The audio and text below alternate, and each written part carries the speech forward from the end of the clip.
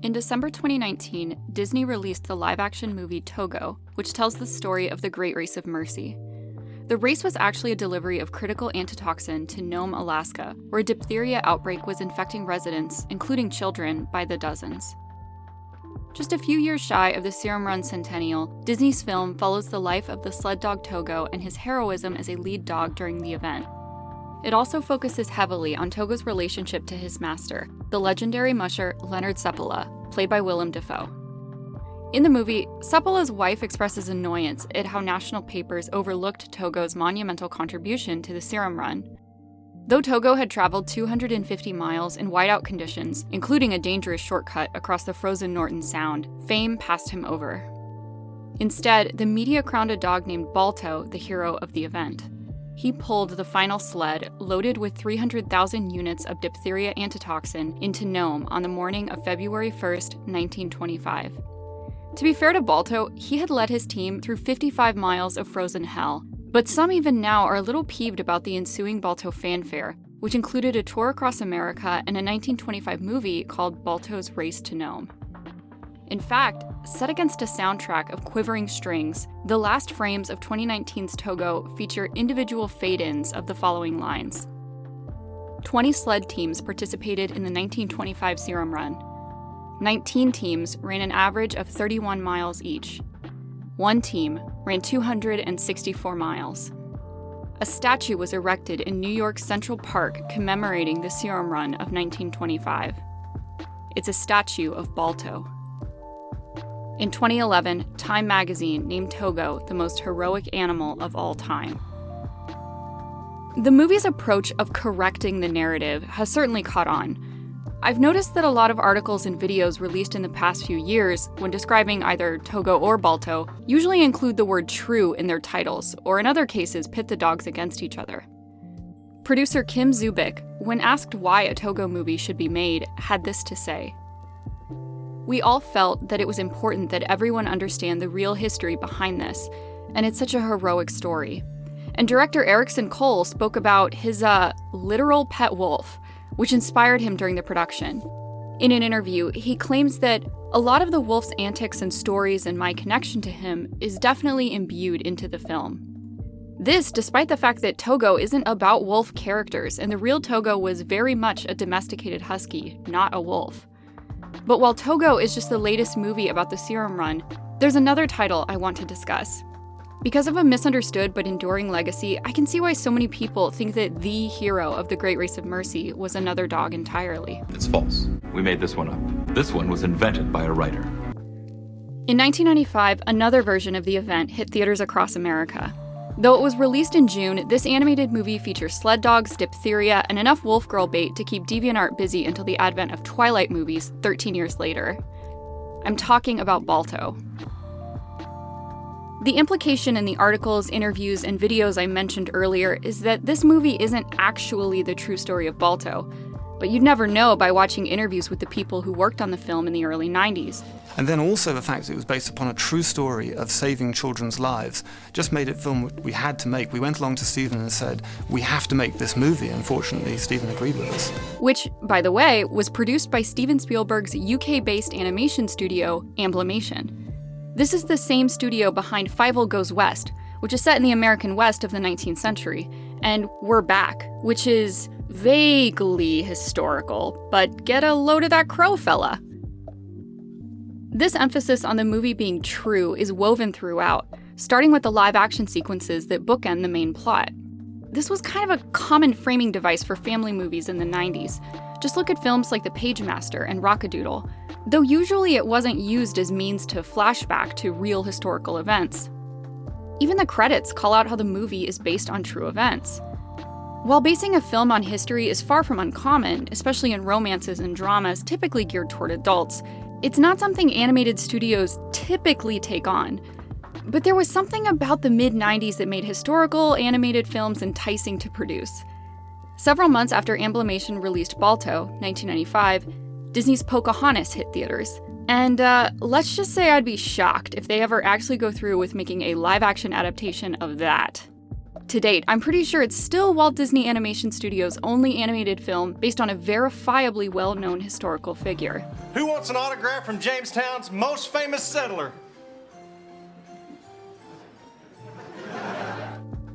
Anyway, Amblimation folded in 1997, just 2 years after Balto's release, as the title had only grossed a little over $11 million.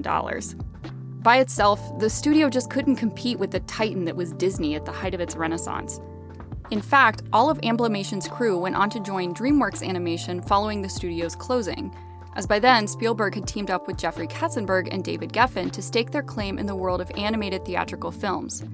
DreamWorks was a far more successful studio, with 1998's The Prince of Egypt grossing almost $220 million. You might say that Balto walked so Boss Baby could run.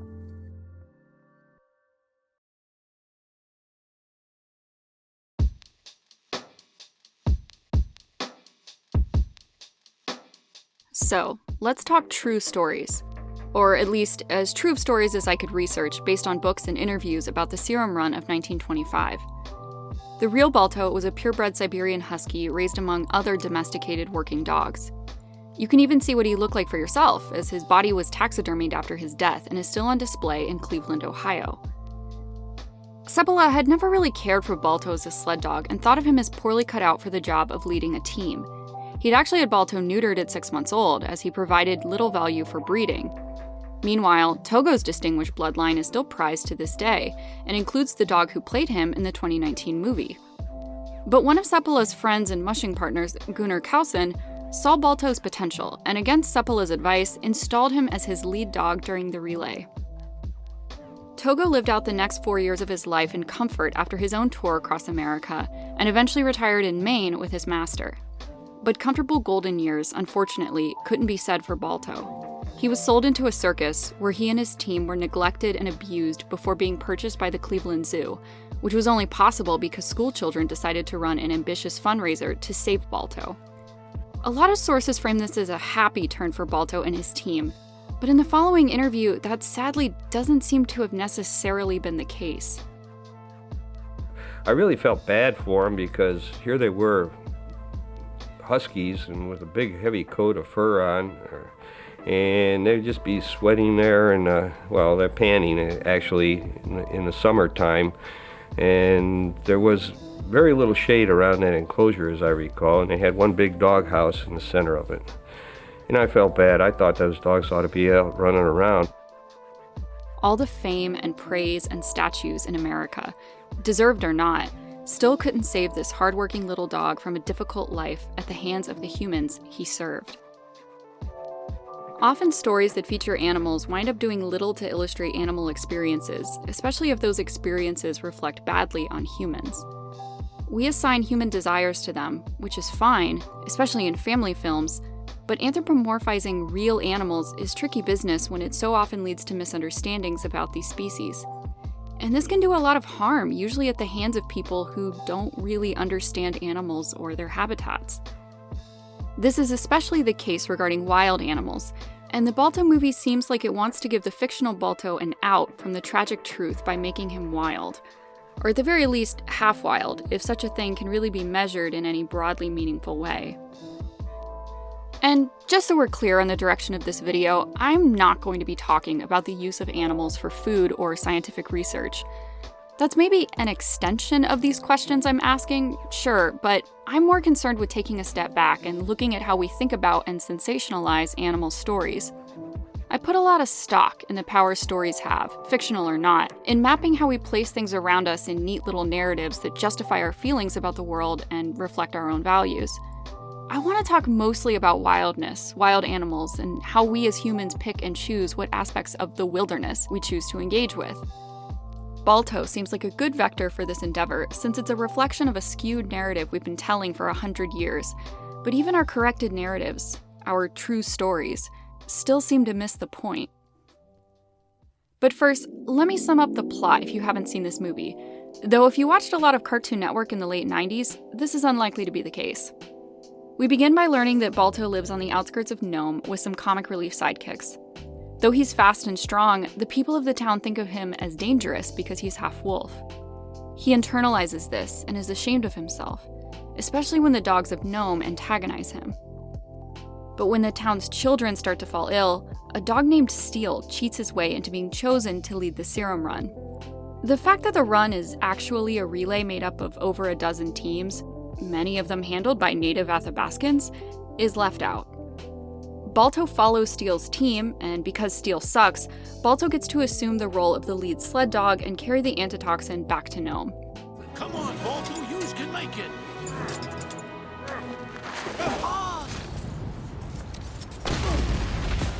He finally taps into his wolf instincts to find the trail back and save the town's children. There's also an Uwu love interest, because this was a year after Simba and Nala felt the love tonight. Amblimation's decision to make Balto half-wolf certainly adds a bit of depth to the movie's narrative. I'm sure one could make the argument that Balto's struggle with identity can be mapped to human experiences in the real world and serves as a metaphor.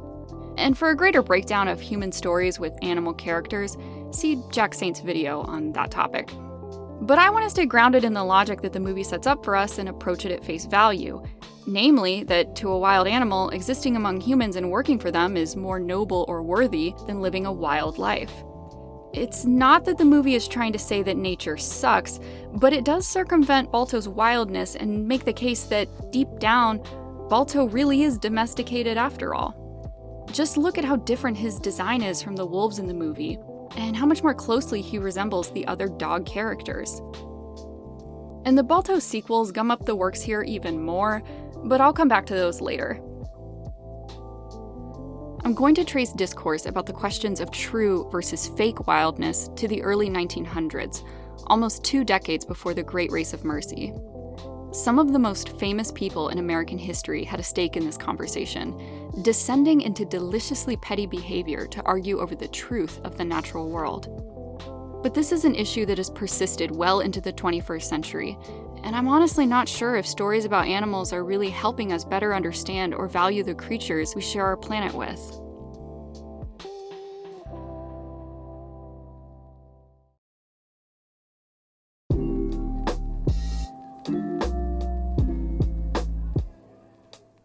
Let's start by talking about some wolf dogs you're probably already familiar with. Or, excuse me, wolf doggerinos, as I assume people call them now, unless we've moved on to something worse. Both of the titles I'm about to discuss have been around for over a century, and have had a bit of a resurgence in recent years thanks to new adaptations. I'm talking about Jack London's 1903 novel, Call of the Wild, followed in 1906 by White Fang. Both capture the tension between an animal considering itself domesticated versus wild. Call of the Wild is probably London's most famous title, but while Balto spends the majority of his movie trying to win the trust of humans, the hero of Call of the Wild, a dog named Buck, descends further and further into wildness. He eventually joins a wolf pack in the forest, despite the fact that he's a domesticated dog, raised among humans. The book is the perfect encapsulation of atavism, a theoretical phenomenon in which something reverts back to a much older ancestral existence. In contrast, White Fang is a story with the opposite premise. A wolf dog raised in the wild over time grows to trust humans, partly through his talent as a working sled dog. The book ends with White Fang settling into a life of comfort with a purebred dog as his mate and human masters who take care of him. Most recently, Call of the Wild was made into a live-action Disney movie released in January 2020. It did horribly at the box office, partly because audiences thought the CGI Buck was badly done and distracted from the realism of the story. And White Fang was reimagined as an animated movie that was quietly released on Netflix in 2018. Of course, this isn't either of these works' first adaptations, but they're the most recent and high-ish profile, having been released right before and right after Togo. Writing about London's canine heroes in his 1956 examination of American naturalism, literary scholar Charles Walcutt claims, "In the novels, there is no explanation of the atavism and the domestication. Their only justification is that they happen. No pressures are depicted, which tell why Buck goes wild and Fang becomes tame." One could possibly make the same argument about Balto. From the beginning, it's clear that Balto feels isolated and lonely and that he longs to participate in a sled dog team. He even competes in a dog race in Nome, coming in first place despite being run off the trail by Steel. Although Balto proved his merit by winning the race, he's shunned by humans because of his wildness. Balto returns to the abandoned ship where he has made his home, but not before he encounters a pack of wolves who possibly recognize him for what he is. They howl a greeting, but he ignores their call and slinks off. Even after being treated like shit by humanity, Balto ignores the call of the wild that had captivated London and his hero Buck. Walcutt points out that Call of the Wild was a much more popular title than White Fang, and I'd say that still probably holds true to this day. Maybe people feel a kind of affinity for stories in which the heroes depart the civilized world for the sublime darkness of uninhabited spaces. The inverse maybe feels too unfulfilling. It can be hard to imagine a character giving up what we might interpret as freedom and adventure for the responsibilities and boredom of modern living. This was probably part of the appeal of the naturalist literary movement in the first place, before it unfortunately descended into eugenics in the 1880s. American naturalism isn't exactly about embracing wildness. Rather, it refers to the philosophy that there is a bespoke order to things, determined by science and natural laws. Naturalism rejects the mystical and ephemeral attributes of past literary movements and instead embraces determinism, or the idea that beings are set on a path that is determined by their biology and circumstances. To apply this to Call of the Wild, Buck is determined to return to the wild, as his distant ancestry is still that of a wild animals. Meanwhile, White Fang is, well, half dog, so it would track that he might naturally take to a domesticated life. See, this is what Walcutt was referring to when he describes how these stories don't really neatly lay out why their canine protagonists pursue different paths. Shouldn't Buck want to be a domesticated dog who lives among humans? And if the Call of the Wild is so strong and unshakable, why doesn't it apply to White Fang, who, like the fictionalized Balto, is literally half wolf and born wild? Are natural laws real or not? Oh, the shame of the polar bear who fears the water. No wonder we are shunned by our fellow bear. Woe is us! While London may have assigned dogs individual agency and logical capabilities, they still weren't anywhere near as over-the-top as some of his contemporaries' books at the turn of the century. Some authors wrote about animals that went to school or ones that could make casts and mend their own broken bones. I guess this kind of thing really got people's goat because it embellished the natural world at a time when American scientists and biologists were making tremendous strides in understanding it, and misunderstanding it too. This was several decades after the publication of Darwin's Origin of Species, and some people seemed a little confused about how to connect human intelligence with animal intelligence, often considering the former simply as a more evolved form of life on Earth. People had a lot of opinions about how wild animals should be described, especially when authors aimed to illustrate so-called true accounts of animal behavior. This early 1900s version of a flame war was called the nature fakers controversy, referring to authors who wrote of wild animals that acted in unnatural ways. Eventually, this controversy, which had been fought in magazine articles, newspapers, and even in the introductions of books, caught the attention of none other than Teddy Roosevelt. He was particularly annoyed by a passage in a book that detailed how a wolf could take down a caribou in a specific way, and he insisted on making these CinemaSins known. In 1907, a periodical called Everybody's Magazine published a particularly scathing interview with the Build-A-Bear president, in which he apparently woke up that morning feeling bored and needed to start some shit. I should mention that Roosevelt was actively president at that time, and at one point during the situation even wrote to a friend, "I know that as president, I ought not to do this." You might be wondering why Roosevelt was so incensed by these stories. Roosevelt's main complaint came from the angle of thinking of the children. In the interview, he says, "If the stories that are given to children were written as fables, published as fables, and put into the children's hands as fables, all would be well and good. As it is, they are read and believed because the writer not only says they are true, but lays stress upon his pledge. If the child mind is fed with stories that are false to nature, then children will go to the haunts of the animal only to meet with disappointment. The result will be disbelief and the death of interest. The men who misinterpret nature and replace fact with fiction undo the work of the men who in the love of nature interpret it aright." And for some of us, Teddy might come across as a hypocrite. He was a hunter after all, and some might point to his great environmental achievements as a selfish desire to maintain the tradition of the hunting sport. In fact, the hunting of wolves in the US got pretty out of control by the 1920s. Many hunters were concerned that wolves would kill deer that were otherwise hunted by human beings for sport and for meat. But when we put Roosevelt's comments alongside how wolves have been portrayed in American and European stories for centuries, his concerns really do seem to speak to the overall disposable attitude many people have toward wild animals. And he's not entirely wrong about how people internalize their experiences with the natural world and the importance of having authentic exposure to the wilderness.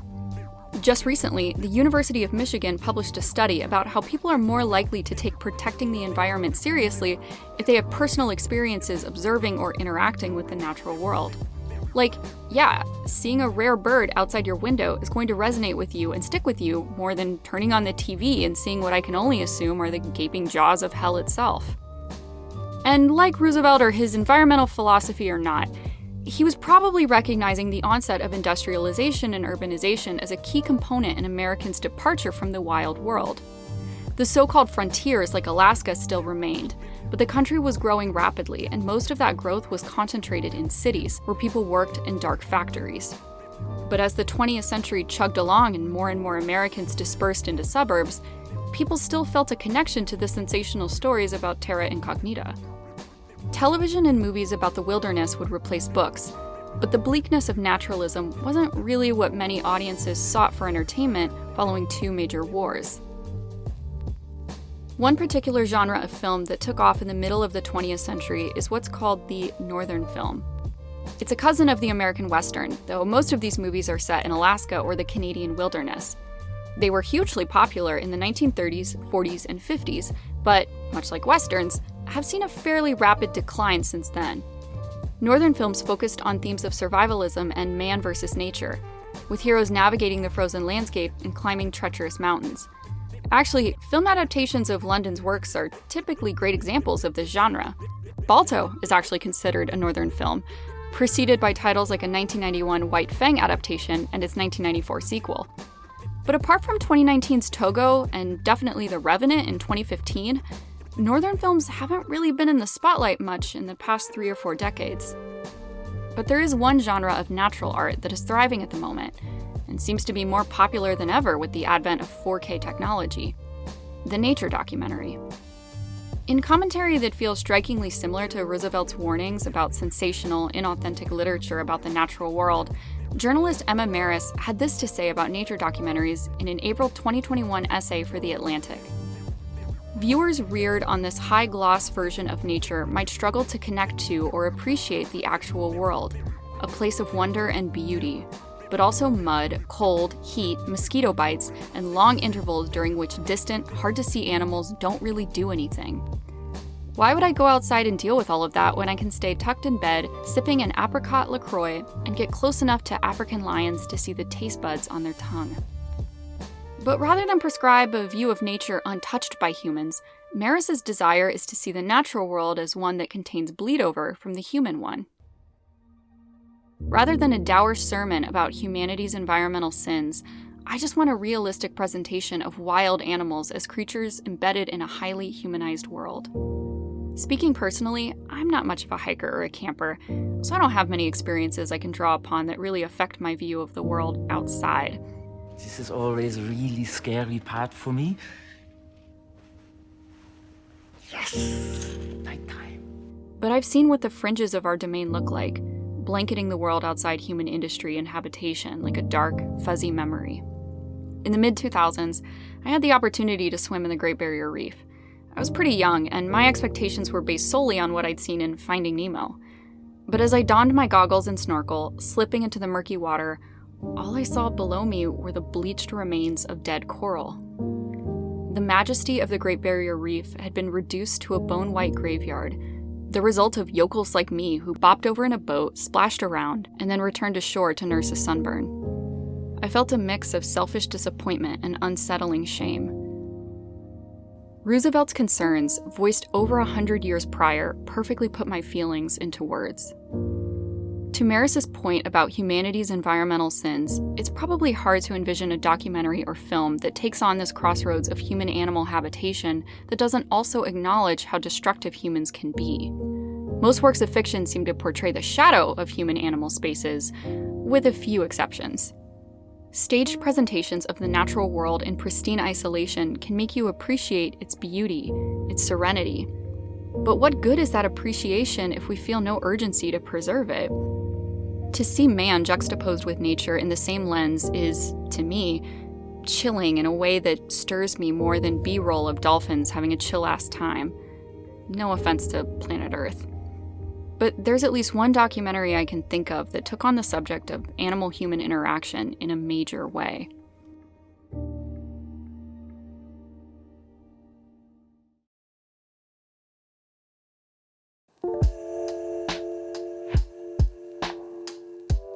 The schoolchildren who raised money to free Balto from his sideshow prison would be succeeded some 60 years later by kids who sought to free a whale named Keiko, who starred as Willie in the 1993 film Free Willy. If you haven't seen it, it's about a boy who frees an orca living in a water park. The irony wasn't lost on the younger fans of the film, who wanted to help the actual whale performer from the movie. But while these kids were able to raise money to help relocate Keiko to a sanctuary, and later a release into the deep, dark waters near Iceland, Keiko's fate had already been determined by his circumstances. Without a pod, he continued to return to the shores of Norway, drawn to the humans who lived there, until he died only 6 months after his introduction into the wild. It wasn't until the release of the exposé documentary Blackfish, nearly 2 decades after the fictional emancipation of a water park whale, that the theme park SeaWorld was finally brought to its knees on the subject of orcas in captivity and animal exploitation. But although SeaWorld was forced to do an enormous PR campaign and rebranding, their ticket sales have suffered regardless, even before the events of 2020. This makes sense, since orcas were responsible for 70 cents of every dollar of revenue SeaWorld made before they started reevaluating their animal performances. People either swore off the park entirely, or outright wanted to see the orcas perform like they used to. The same disconnect between public consumption of animal tales and their disappointing reality is also applicable to animals deemed threatening rather than lovable. Decades before his animation studio produced Balto, Steven Spielberg made a name for himself by directing 1975's Jaws. The movie terrified audiences who left theaters with a new nightmare and a distrust of what lies beneath. And while shark fishing had existed long before the movie's release, and has a history in many cultures, this public fear of Jaws inspired a frenzy of fishermen who sought to kill these aquatic monsters in the greatest numbers possible. We still celebrate the bloodthirstiness of the shark every year, tuning into Discovery Channel's famous Shark Week since 1988, which in recent years seems to have become more over-the-top and sensational than ever. But there's one hammerhead that dwarfs all others. It's a monster known as Old Hitler. Hold on, pause this shit.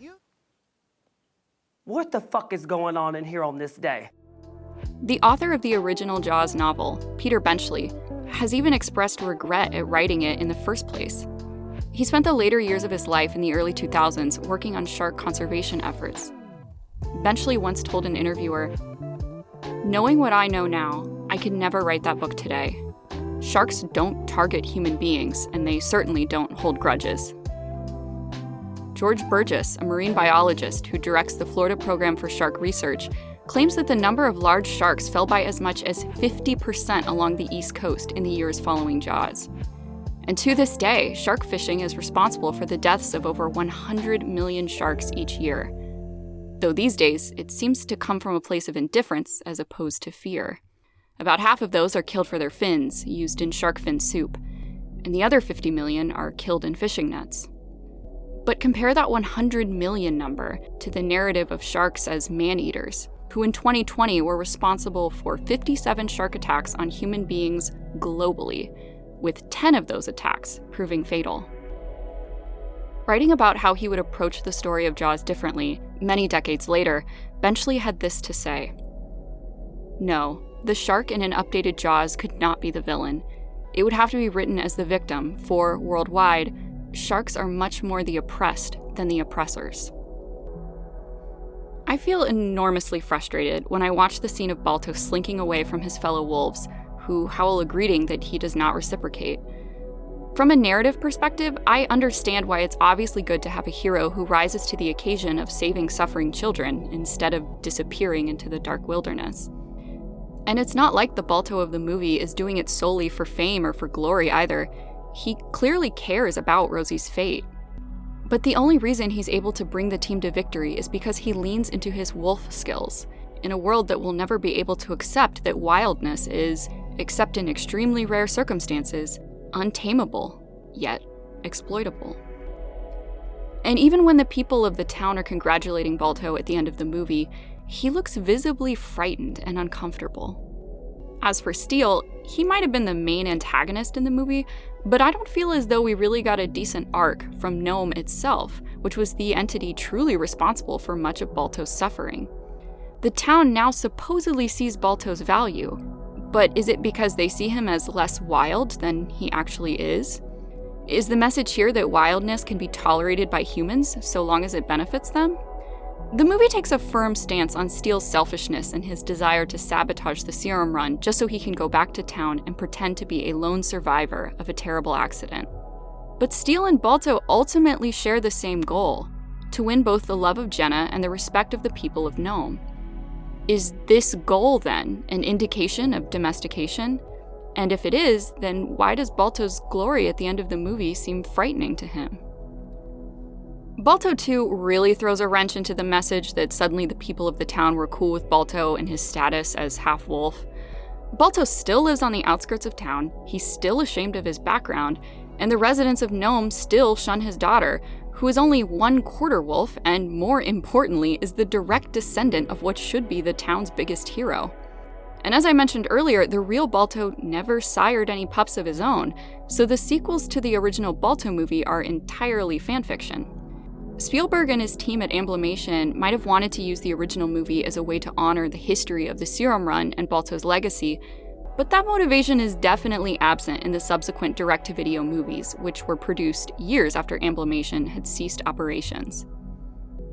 The Great Race of Mercy provided the press with an excellent narrative about the value of grit and spirit over modern technology. The film even portrays the failed attempt to ship the antitoxin by air, which was something that really happened in 1925. Sled dogs, seen as relics of a waning culture in the face of technological innovation, provided an enthralled American public with new heroes. A 1925 editorial in the New York Sun claims, "Science made the antitoxin that is in Nome today, but science could not get it there. All the mechanical transportation marvels of modern times faltered in the presence of the elements. Other engines might freeze and choke, but that oldest of all motors, the heart, whose fuel is blood and whose spark is courage, never stalls but once." I'd argue that this sentiment is well represented in the movie. Balto wants so badly to be accepted by humans and to be of use to them. If anything, this mirrors the story of Togo, who, after Seppala tried to give him to someone else as a pet, escaped his new home by crashing through a window and running back to the master who hadn't yet given him a chance. This whole controversy around Balto versus Togo just makes me wonder as to why we expect animals to appreciate the exclusively human experience of fame. Of course, this fame wasn't extended to most of the mushers, including indigenous ones. Perhaps it's far easier to ascribe prestige and stardom to animals who seem to lack agency in the first place. After all, fame did nothing for the real Balto, except make his life exceptionally miserable. Let's return for a moment to the real Balto's fate. Circuses are maybe the ultimate form of animal exploitation for entertainment purposes. And I say this as someone who visited the circus as a child. Over the past decade or two, they've been fading quietly, despite Ringling Brothers winning a court battle against the Humane Society in 2014. Keep in mind that this is almost a full century after Balto was sold to a circus, even as a national hero. The Humane Society took Ringling Brothers to court over the use of bull hooks to beat elephant performers, and the courts ultimately decided that a former Ringling employee involved in the suit had been bribed to come forward with his accounts, while never settling the case about whether or not elephants were in fact beaten as standard practice. But on a local level, many cities and counties had already started outlawing circuses that featured animal performers, so Ringling placed their elephants in sanctuaries and officially eliminated them from their shows in 2016. Well, concerned animal advocates weren't going to circuses anyway, so ticket sales dropped as a result of this. much like with SeaWorld, many people, quite simply, just want to be entertained by wild animals that carry a flimsy veneer of domestication or training. Of course, animals working alongside humans as entertainers isn't inherently a bad thing, and many animals provide invaluable service to individuals and communities. I don't want to make it seem like animals aren't deserving of praise and being lauded as heroes. Many, many more people would have died in Nome had it not been for the hard work, training, and keen instinct of all the dogs who participated in the race. And it's cool that people like me were exposed to the story of Balto and the Serum Run as kids. It's always going to be tricky to make fictional accounts of historical events, especially ones with non-human characters, and more especially for kids and families. And Balto is an excellent movie and one that I have lots of fond memories watching, especially as someone who spent her middle school years as an obnoxious wolf girl who read David Clement Davies' The Sight at least 3 times. But Balto's unease with his place between wildness and domestication, I think, speaks to a particular moment at the end of the 20th century. The knowledge that embracing civilization and its expectations is somewhat inescapable, and that simply opting out is becoming less and less of a realistic choice for most people worldwide. I want room service! For example, in 1900, when Teddy Roosevelt was just a year away from assuming the American presidency, 40% of the US population lived on farms, and now only 1% do. But the distance from animals and wildness hasn't dissuaded many from consuming stories about those topics, from small children to adults. And even if Northern films have fallen out of fashion, books and TV shows about wild animals are still very popular. I'll leave it up to the biologists and ecologists to decide whether or not that helps or hurts the conservation movement as a whole, but from where I'm sitting, we can ooh and ah over wild macrofauna all we want, but that isn't always doing them a service. Long before Mufasa explained the circle of life to Simba in 1994, humans were already exploiting the natural world and the animals in it. But I guess it isn't as serene for Mufasa to say, "When we die, our bodies become grass. The grass dies in a drought and catches fire. It burns for weeks, killing every creature in its path until there is nothing left."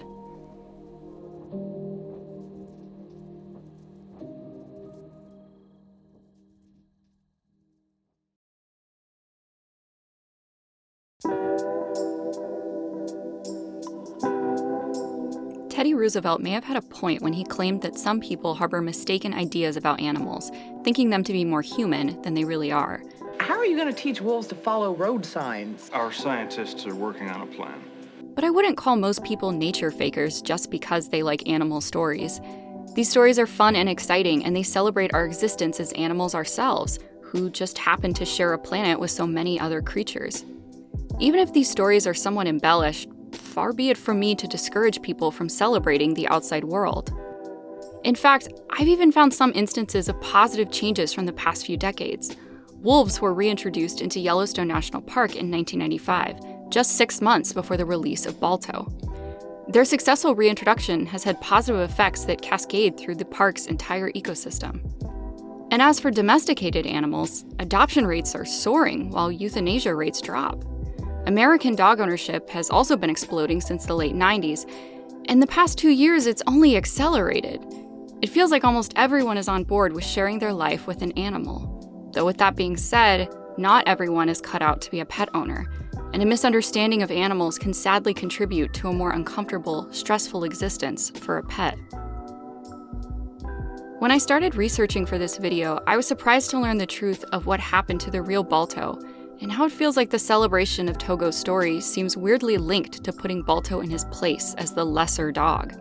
But frankly, if we're going to discuss the truth about what happened and give Togo his day in the sun, it's only fair that we also discuss what happened to Balto after the race that was the source of so much bitter glory for him. And ultimately, we're still talking about dogs here, creatures who, as far as I can tell, don't understand or care about fame. It's just a movie. It's pretend. You're an adult, you should know that. But if the fictional Balto doesn't in fact care about fame or even the respect of humans, then what leads him to reject the wolves who howl to greet him following his humiliation in front of the entire town? I keep coming back to this because it's genuinely such a perplexing element of the movie, and it makes me stop and consider why we impress so much longing for domestic life onto a half-wild dog. He saved Rosie and the children of the town, which seems to be reward enough for him in the movie. But both the fictional and the real Balto hardly enjoyed a charmed life following the serum run. The Balto of the movie would have been better off by joining the wolf pack, though this exercise of free will was not something afforded to the real Balto, of course. And the story of Keiko the orca is a testament to how even venturing into the wilderness can't undo a long and complicated history between humans and the animals they claim to domesticate. Ecofeminist Donna Haraway claims that we polish an animal mirror to look for ourselves. My hope is that we can also see animal stories as windows through which they have always taken place, with us less and less the wiser.